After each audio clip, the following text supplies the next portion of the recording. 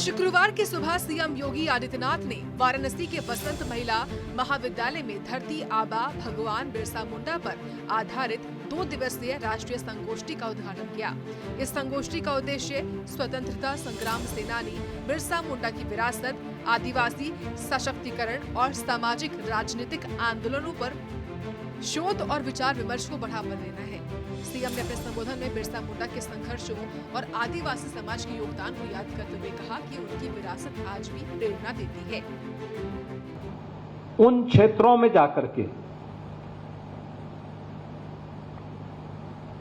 जो लोग अभाव से ग्रसित हैं, जिन तक सरकार नहीं पहुंच पाई थी, वहां पर साधन विहीन उन लोगों के बीच में जाकर के उन्होंने सेवा के जिस कार्यक्रम को आगे बढ़ाया, आज उसकी गूंज दूर दूर तक सुनाई देती है। और यही कारण है कि उनकी सेवाओं के प्रति सम्मान व्यक्त करने के लिए ही भारत सरकार ने उन्हें पद्म पुरस्कार से सम्मानित किया है। और आज इस राष्ट्रीय संगोष्ठी के मुख्य वक्ता के रूप में उन्होंने अपने प्रारंभिक उद्बोधन में महाविद्यालय परिवार को और आने वाली पीढ़ी के लिए एक नई प्रेरणा प्रदान की है। ये सचमुच महाविद्यालय परिवार के लिए एक उस विरासत को एक नई जीवनी देना है, एक जीवंतता देना है, जिस विरासत को भगवान बिरसा मुंडा ने, धरती आबा बिरसा मुंडा ने भारतवासियों के लिए छोड़ा है।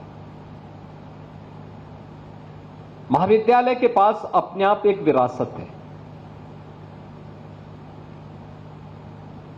कृष्णमूर्ति फाउंडेशन इस महाविद्यालय के संचालन में अपनी भूमिका का निर्वहन करती है कि सानिध्य में रह करके कितना आध्यात्मिक वातावरण महाविद्यालय परिवार का है। भारत की प्राचीन गुरुकुल की स्मृतियों को ताजा करता है। इन स्मृतियों को आगे बढ़ाते हुए इस राष्ट्रीय संगोष्ठी को का जो विषय भी रखा गया है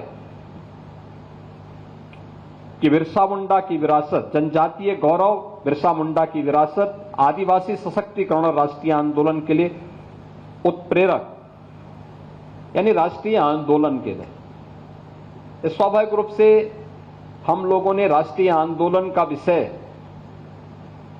अक्सर देश की वर्तमान आजादी को ही ध्यान में रख करके बनाया है। लेकिन याद करिए, ये जनजातीय समाज ने कौन सा ऐसा कालखंड रहा है जब उन्होंने राष्ट्रीय आंदोलन में बढ़ चढ़ करके हिस्सा न लिया हो? कौन सा ऐसा कालखंड रहा हो? मुझे लगता है जब भी इस देश के सामने, भारत की सनातन धर्म के सामने कोई चुनौती आई है, तो भारत का जनजातीय समाज अग्रिम पंक्ति में खड़े होकर के उसका मुकाबला करने के लिए खड़ा हुआ। इस दौरान मुख्यमंत्री ने जनजातीय समाज के योगदानों को याद करते हुए कहा कि इस समाज का इतिहास गौरवपूर्ण रहा है। इन्होंने देश के साथ हमेशा कंधे से कंधा मिलाकर साथ दिया है। कर देंगे। जब भगवान राम 14 वर्ष के वनवास के लिए गए, 12 वर्ष उनके कुशलतापूर्वक संपन्न हुए और अंतिम वर्ष में जब वह चित्रकूट से पंचवटी की तरफ, दंडकारण्य की तरफ जाते जाते पंचवटी तक पहुंच गए और माता सीता का अपहरण हो जाता है।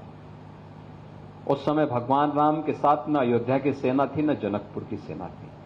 और सेना थी तो भारत की इस जनजातीय समुदाय से जुड़ी हुई वही लोग अग्रिम पंक्ति में खड़े होकर के उस समय की सबसे बड़ी ताकत से लड़ रहे थे। और वह भी कहां, जो भारत की शेष भूमि से योजन दूर, कई सौ योजन दूर श्रीलंका के बीच में वो युद्ध लड़ा गया था। याद करिए, भारत की जनता आज भी उस व्यवस्था को उसी गरिमा के साथ, उसी गौरव के साथ और उसी कृतज्ञता के भाव के साथ सम्मान देती है। भगवान कृष्ण के साथ उनके पूरे अभियान में कौन लोग थे। और दूर मत जाइए, मध्यकालीन भारत का इतिहास उठा करके देखिए। हल्दी घाटी का युद्ध हो रहा था। हल्दी घाटी के युद्ध के दौरान जब महाराणा प्रताप को युद्ध के उपरांत जो परिणाम सामने आए थे, उन्हें जंगलों की तरफ प्रस्थान करना पड़ा। उस समय कौन लोग महाराणा प्रताप के साथ में थे? भील थे,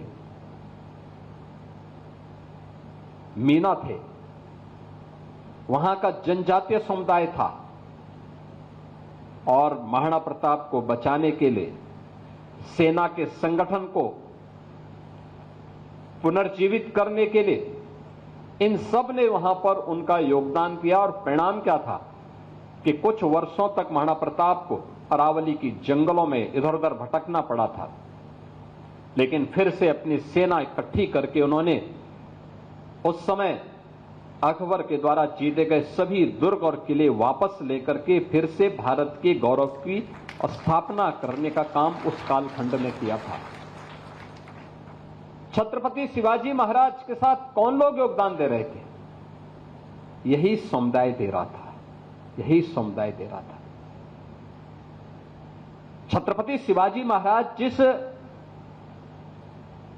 तत्परता के साथ उस कालखंड में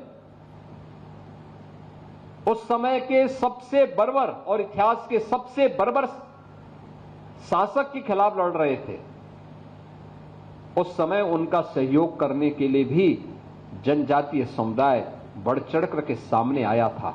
और परिणाम यही था कि हिंदवी साम्राज्य की स्थापना करने में छत्रपति शिवाजी महाराज को भी सफलता प्राप्त हुई थी।